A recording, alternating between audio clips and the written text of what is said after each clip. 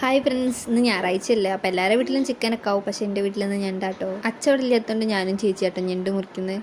ഈ ഞണ്ടിൻ്റെ കാല് മുറിക്കുക കുറച്ച് പാടാണ്. ജീവനുള്ളതുകൊണ്ട് അമ്മയ്ക്ക് പേടിയാണ്. എൻ്റെ കൂടെയുള്ള ആൾക്ക് അതിലും വലിയ പേടിയാണ്. എനിക്ക് പേടിയില്ല എന്നല്ല കേട്ടോ, പക്ഷെ എനിക്ക് പേടിയുണ്ട്. നല്ല രണ്ടും കൽപ്പിച്ച് മുറിച്ചതാ. ഇതിൻ്റെ കാല് പൊട്ടിച്ചെടുത്താൽ മതി കേട്ടോ, ബാക്കിയൊക്കെ അമ്മ ചെയ്തോളൂ. ഞാനൊരു 1.5 മണിക്കൂർ എടുത്തിട്ടുണ്ടാവും അതിൻ്റെ കാലൊന്ന് പൊട്ടിക്ക്.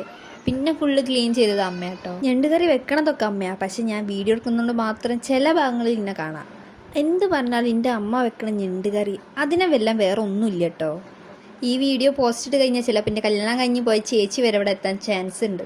കാരണം എന്താ വെച്ചാൽ ഞങ്ങളെ ഞണ്ട് കറി അത്ര സ്പെഷ്യലാണ്. നമുക്ക് ഉണ്ടാക്കുന്ന വീഡിയോയിലേക്ക് പോയാലോ, അതൊരു ചട്ടി എടുത്ത് അതിലേക്ക് കുറച്ച് വെളിച്ചെണ്ണ ഒഴിച്ച് ഇഞ്ചി, പച്ചമുളക്, ഉള്ളി ഇട്ട് നന്നായിട്ട് വഴറ്റിയെടുക്കുക.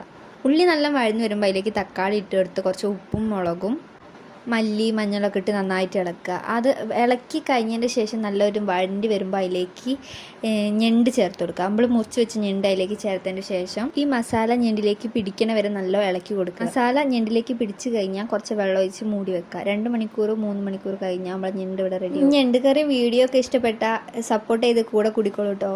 വീഡിയോ ലൈക്ക് ചെയ്യുക, കമൻറ്റ് ചെയ്യുക.